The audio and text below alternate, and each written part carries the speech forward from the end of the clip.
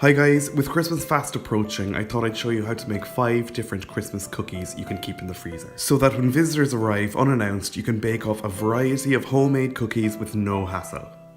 So our first batch of cookies will be beautiful white chocolate and macadamia nut, a real classic flavour combination. Start off by weighing out your flour, 175 grams of plain flour you're going to need here. And to that you're going to add a teaspoon of bicarbonate of soda and rub it between your palms to get rid of any kind of bumps in it. Do the same thing with a teaspoon of baking powder before adding it to the dry ingredients. Add a pinch of salt and whisk these up to combine. Now add 110 grams of room temperature butter to a mixer and just beat it up until it's creamed. If you don't have a mixer, you can do this with a wooden spoon and a little bit of elbow grease as well. It'll just take a little longer.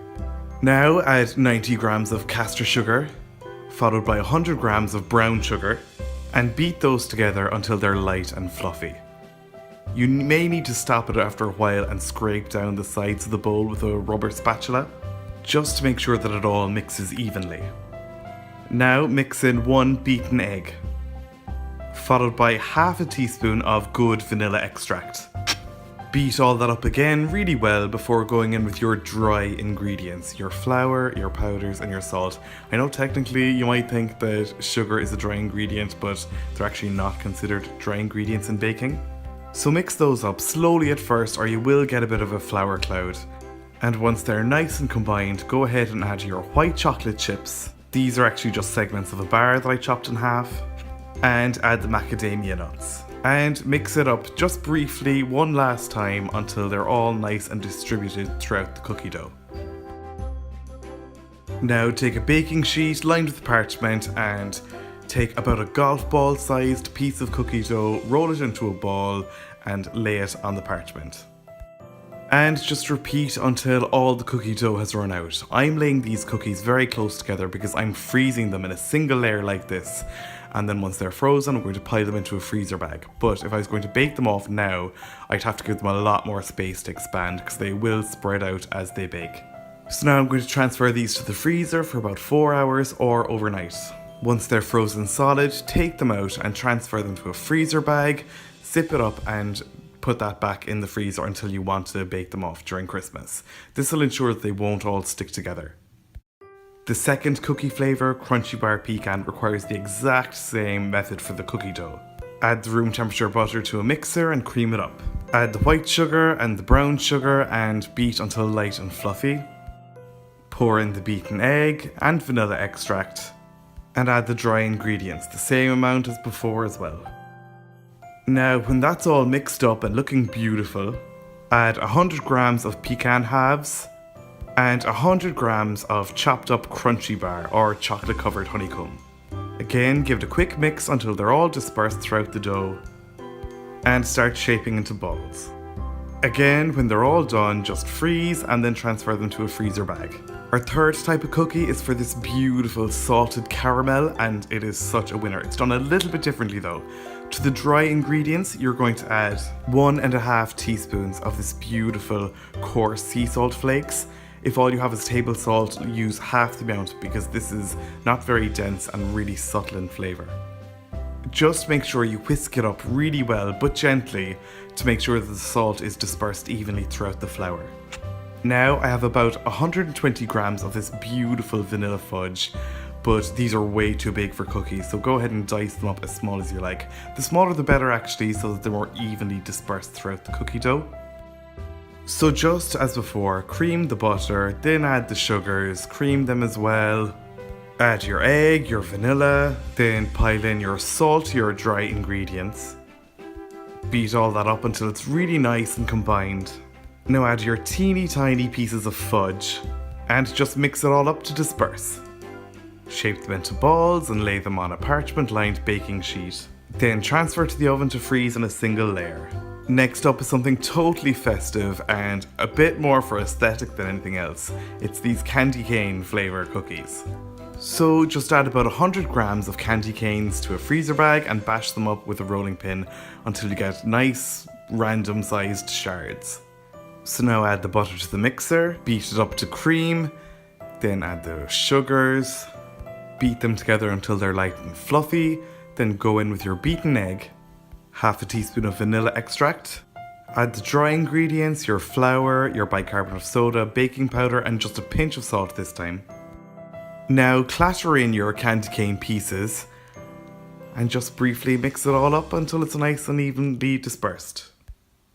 Now, exactly as before, roll them into balls and lay them on a parchment-lined baking sheet.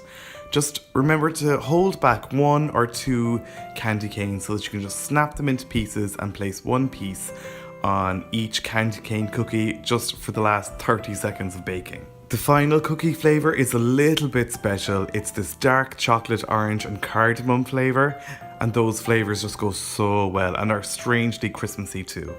This is slightly different though. For the dry ingredients, we're going to add 150 grams of plain flour and 40 grams of cocoa. Then just add the bicarbonate of soda and the baking powder just as before. And whisk it all up well to combine everything, but also to break up any little dried up bits in the cocoa or flour. Next, you're going to take a few of these green cardamom pods, and with a knife, just open up the pods and remove the black seeds. You need to do this until you have about a half a teaspoon's worth of black seeds. That should be around 7 to 10 pods maybe. So once you have about a half a teaspoon of these cardamom seeds, go ahead and transfer them to a pestle and mortar and bash them up until they're as fine a powder as your patience will allow. Now go ahead and break up a 100 gram bar of dark chocolate, and if the squares are very big, you can go ahead and chop them in half as well. Now, exactly like before, add your butter to the bowl and beat it up until it's nice and creamed. Then add your white sugar, your brown sugar, beat that up again until it's nice and fluffy, just like all the others. Then add your beaten egg. But next, instead of adding the vanilla extract, we're going to add half a teaspoon of orange extract. That's going to make it intensely orangey and so delicious. Then pile in your cocoa-y dry ingredients. Then mix up until really smooth. Now take an unwaxed orange and with a microplane grate in half the zest. If you can only find waxed oranges, that's okay, just wash it really well in very hot water first. Now add the cardamom from earlier and the pieces of dark chocolate. Now give all of that another quick mix, just until everything is evenly dispersed, just like before. Now roll into balls and place on a parchment-lined baking tray. Freeze in a single layer for a few hours before they're solid, and then transfer them into a freezer bag. Leave them rest in the freezer until you need to bake them off whenever you want during Christmas. When you do want them, just preheat the oven to 200 Celsius, line a large baking sheet with parchment and place the frozen cookie dough on top, leaving plenty of space to expand. And then just bake for 13 minutes. While they're baking, take a leftover candy cane and break it up. This is to garnish the candy cane cookies. Take them out once they're nice and golden but still a little molten. Garnish the candy cane cookies and allow them to cool slightly in the tray. Then transfer them to a wire rack to cool completely. That little piece of candy cane is stuck on there by now. Thanks a million for watching, guys. I hope you liked this video, and if you did, hit the like button below and subscribe to my YouTube channel. I hope you give at least one of these recipes a go. You should make them now before Christmas so that you'll have them and can bake them off at a moment's notice. It's so handy. If you do try them, be sure to let me know how you got on social media. You'll find all the links to my accounts in the description below, as well as the link to my blog, where you'll find the full recipe at www.rookiecook.org.